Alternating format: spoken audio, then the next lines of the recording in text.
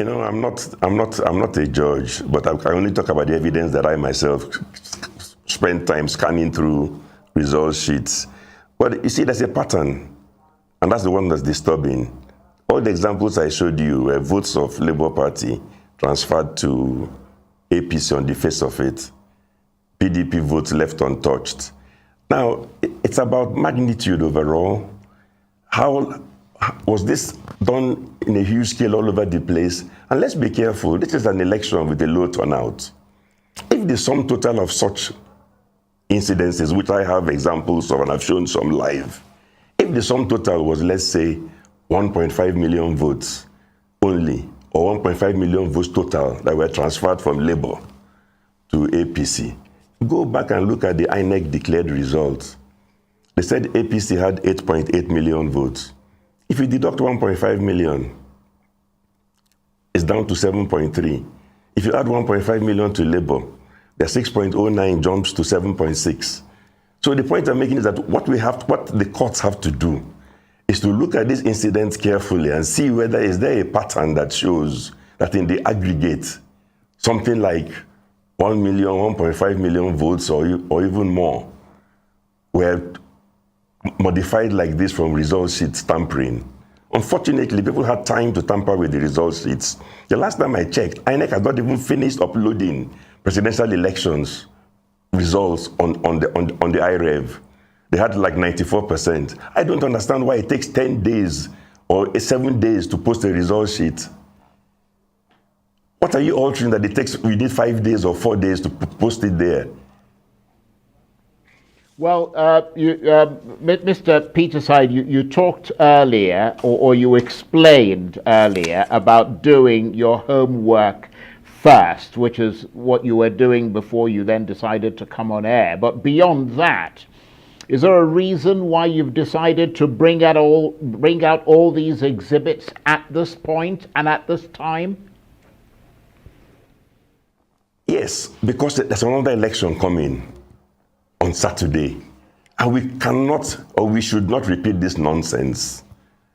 Okay, the last time they said there was a problem with communication. Can we please on Saturday finish counting and immediately upload the results so we can all see it, instead of holding it back for 1, 2, 3, 4, 5, 6, 7 days and then bringing out altered result sheets, and then we start arguing over this is falsified, that's not falsified. And also it's important for everybody in INEC to know the examples I've given. Everybody can trace it now. You know which INEC official signed the result sheet that no party agent signed. If people really falsified, it's a criminal offense. We're talking about forgery and fraud. So they should not go scot-free. And please, it's possible even that the candidate is not involved. But fraud is fraud. It doesn't matter whether if your agent carried out fraud, even you, the candidate, should say, I reject this. That's a very good point. And I'm going to ask you what your reaction is to those who argue that in the Nigerian context, irregularities at elections are a fairly normal practice, but what really is the scale of the irregularities and what impact they might have on the outcome is the issue here. Yes, okay, let's look at the scale.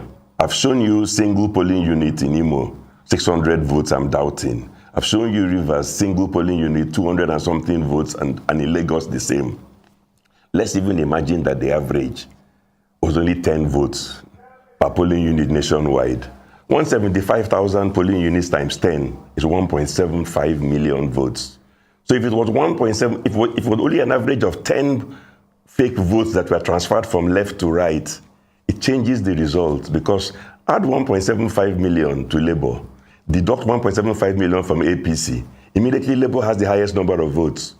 So it's not true that the magnitude of what you're looking for is something humongous. If it's an average of only 10 votes on average per polling unit, it changes the whole result. This election was a 3-horse race.